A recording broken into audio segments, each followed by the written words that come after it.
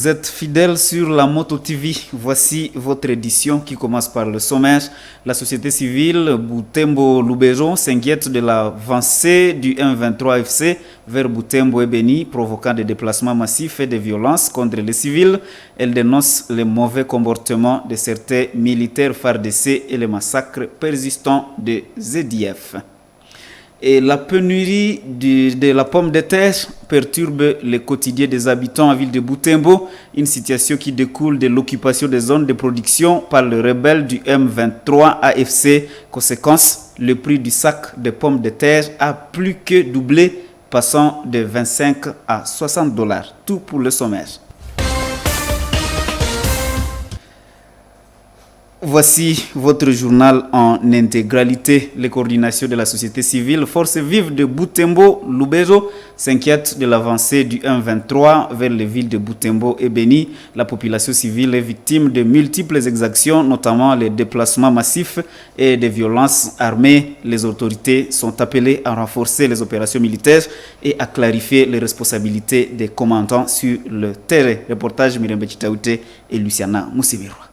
Ce mercredi 26 février, au bureau urbain de Butembo, la coordination urbaine de la société civile de Butembo et la coordination territoriale de Lubero ont dressé un tableau sombre de la situation sécuritaire, sociale et humanitaire dans la région. Les deux structures dénoncent une avancée inquiétante des rebelles du M23 appuyés par la FC et le RDF, dont l'objectif serait de s'emparer des villes stratégiques de Butembo et de Beni. Les conséquences de cette offensive sont dramatiques pour les civils. Outre les affrontements entre les groupes armés négatifs, l'isolement des FARDC sont accusés de mauvais comportements, des cas de pillage sur des civils lors de leur repli et des tirs à l'air semant la panique ont été rapportés. Par ailleurs, les ADF continuent de commettre des massacres sans être inquiétés malgré les alertes répétées de la population aux autorités. Face à ces multiples menaces, la société civile a lancé plusieurs recommandations. Elle exhorte le président de la République, à sa qualité de commandant suprême des forces armées, à donner des instructions claires définissant les rôles respectifs du gouverneur et des commandants des opérations au Nord Kivu. Déterminant les attributions entre le commandant des opérations et le gouverneur militaire du Nord Kivu. Capaciter les agents de renseignement et leur doter de moyens conséquents afin qu'ils puissent être efficaces sur le terrain et éviter ainsi les antivaleurs. Elle appelle également la chef du gouvernement à fournir des munitions adéquates et à améliorer la rémunération des militaires afin d'éviter des conflits internes dans les zones opérationnelles et de renforcer l'initiative de la réserve armée de la défense, RAD.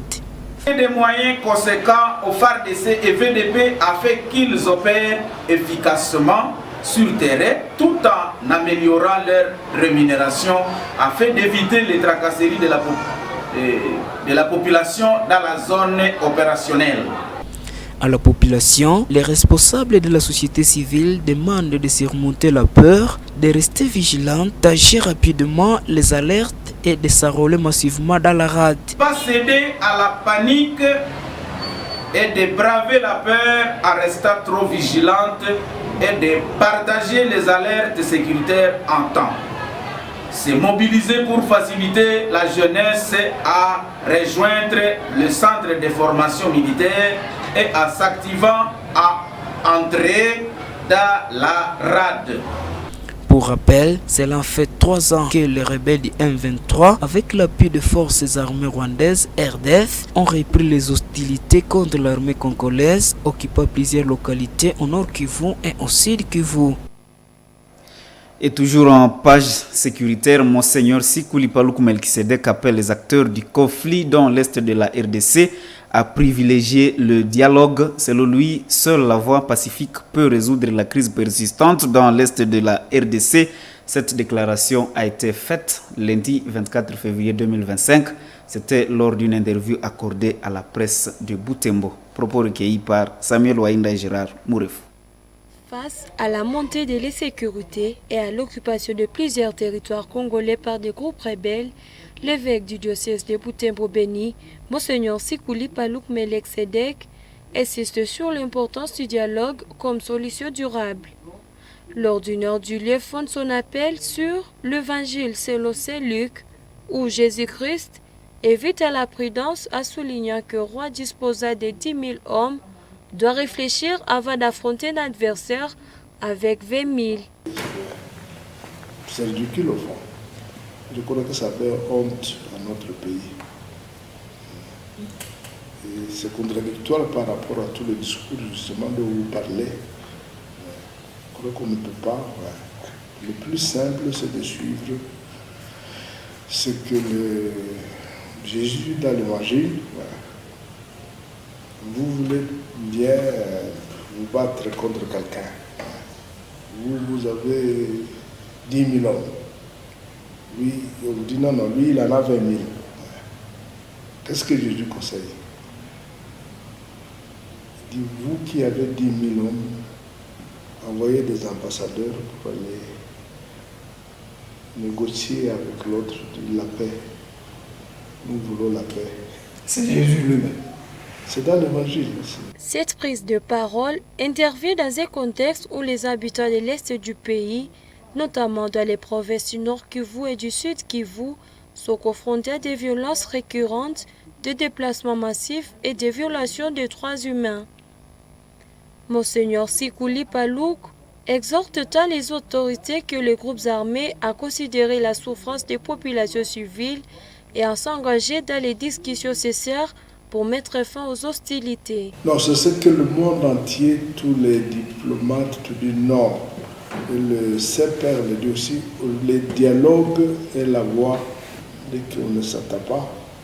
Le dialogue est l'unique moyen de pouvoir arriver à le fait de s'asseoir ensemble, de parler, aider par d'autres, ça va aider peut-être à décrisper dans tout conflit. Il faut trouver un moyen de se rencontrer, de se parler, de se... Et nous ne savons pas les arrières de tout cela. Au dialogue, au plus vite peut-être. Tout le monde est en train de le dire, dialoguer. Et ça serait peut-être d'autant plus facile que ce qu'on appelle pantin. À la tête, il y a un Congolais. Pourquoi ne pas appeler ce Congolais et dire, écoute, qu'est-ce que tu veux nous faire là? Selon le dernier rapport humanitaire, 2 milliers de familles vivent dans des conditions précaires, manquant d'accès à la nourriture, aux soins de santé et à l'éducation. Ce plaidoyer s'inscrit dans une série d'initiatives menées par des acteurs religieux, sociaux et politiques visant à promouvoir la réconciliation et à la stabilité dans cette région longtemps meurtrie par les conflits armés. Monseigneur Sikuli Palouk conclut son message par un appel à la prière et à la solidarité pour soutenir toutes les démarches orientées vers la paix. Le Conseil de sécurité de l'ONU a adopté la semaine dernière une résolution qui condamne fermement l'offensive menée par le M23 en RDC avec le soutien de la force de défense rwandaise. Cependant, à la surprise, le Luxembourg retarde la mise en application de certaines sanctions ambitieuses contre le Rwanda pour son implication dans l'escalade du conflit en RDC. Face à cette situation, Edgar Mateso, analyste de questions politiques, encourage la diplomatie congolaise à travailler davantage pour casser les chaînes qui continuent à supporter le Rwanda. Suivez-le dans cet entretien avec Nzanzu Silent. La diplomatie congolaise ne doit pas se féliciter à cette étape parce que nous allons au niveau où le Rwanda peut aussi réagir avec ces pays partenaires. Pour le cas du Luxembourg, par exemple, nous apprenons qu'il avait déjà conclu beaucoup de contrats économiques avec le Rwanda et que d'ailleurs le Luxembourg serait parmi les grands bénéficiaires des matières premières puisées à partir de la RDC en passant par le Rwanda. Ce qui fait que le Luxembourg, qui était en train de perdre son marché et beaucoup d'autres faveurs économiques, le Rwanda qui peut aussi user de son influence pour se chercher des appuis dans l'Union européenne afin de se protéger. Et donc, notre diplomatie doit encore beaucoup travailler pour essayer de casser les chaînes qui continuent à supporter ou à soutenir encore le Rwanda, afin que l'on arrive justement à affaiblir le Rwanda pour qu'il ne puisse pas continuer à avoir une mainmise sur le Congo jusqu'à ce qu'il soit contraint de se retirer de la RDC et justement en essayant aussi d'affaiblir les partenaires, les bénéficiaires de cette guerre du Rwanda contre la RDC. Et donc à partir de cette guerre, nous serons en train de comprendre quels sont les pays qui sont en train de souffler ou de travailler derrière le Rwanda. Et à ce moment-là, lorsqu'on arrive à identifier ces pays, la RDC doit prendre aussi des mesures de protection contre ces pays. Et toujours à Butembo, la ville accueille ces derniers temps plus de 58 000 déplacés fuyant les violences dans les territoires de Beni et de Lubero. Ces personnes font face à de nombreuses difficultés, dont l'accès limité aux soins de santé. Le comité de déplacés déplore l'arrêt des aides humanitaires et lance un appel urgent aux bienfaiteurs. Reportage Joël Tali et Eugénie Mousseviro. La ville de Butembo connaît un afflux massif de déplacés de guerre, conséquence de la dégradation sécuritaire de l'est de la RDC, l'avancée des rebelles du M23 dans le territoire de Lubero et l'activisme des terroristes de l'ADF à Beni poussent des milliers de personnes à fuir leur localité. À Butembo, ces déplacés estimés à 58 750 peinent à s'intégrer dans la société d'accueil et rencontrent d'importants défis, notamment l'accès aux soins de santé. Tunafanya mapledoyer kama ule mkimbizi alinyanyasika kwa nini. Lorsque nous nous rendons compte des problèmes qu'ont les déplacés, nous les orientons afin qu'ils trouvent solution. S'il s'agit de médicaments, nous les orientons dans une structure sanitaire. Malheureusement, actuellement, nous nous heurtons à une grande difficulté car FEPSI, notre partenaire, n'a plus de stocks de médicaments à donner aux déplacés. Voilà pourquoi nous continuons à chercher quel autre hôpital pourra nous aider à assurer les soins médicaux des déplacés.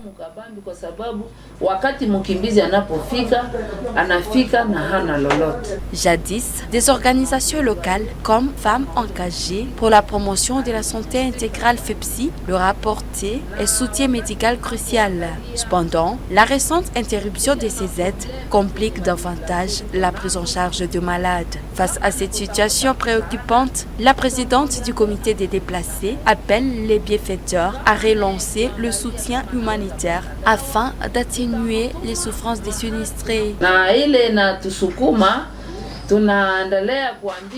Voilà pourquoi nous évitons de bonne volonté et d'autres hôpitaux à soutenir des déplacés de guerre afin de garantir leur bonne santé.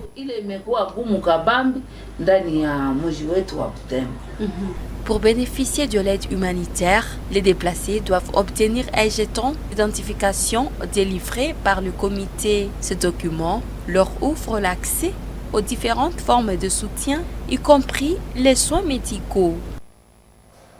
Et ce que nous vous avons dit en titre, la présence des rebelles du M23 AFC dans les zones de production de la pomme de terre perturbe l'approvisionnement du marché de Butembo. Cette tubercule, ingrédient clé pour les vendeurs de la pomme de terre frite de vieillage, et son prix a doublé, affectant à la fois commerçants et consommateurs.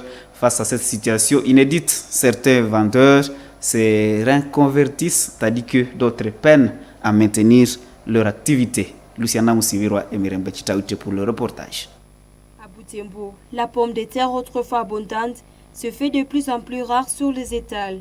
La cause principale, l'occupation des zones maraîchères par le rebelle du M23 AFC, notamment dans les localités de Kipese, Masereka, Kitsombiro, Lubango et autres agglomérations du territoire des Lubero. Désormais, la maigre quantité de pommes de terre disponibles provient des environs immédiats de Butembo et de la partie est de la ville Konkyondo. Les sécurités croissantes, marquées par les affrontements récurrents contre les agriculteurs à fuir, rendant l'accès à leurs champs quasi impossible. Cette perturbation de la chaîne d'approvisionnement se répercute directement sur les vendeurs de frites pour qui la pomme de terre est la matière première essentielle. Dans les rues et avenues de la ville, le prix de ces produits a doublé, bouleversant les habitudes de commerçants et de leurs clients. Shekina, vendeuse de frites, constate avec amertume que ses clients se tournent désormais vers d'autres aliments, comme les maniocs grillés, jugés plus abordables.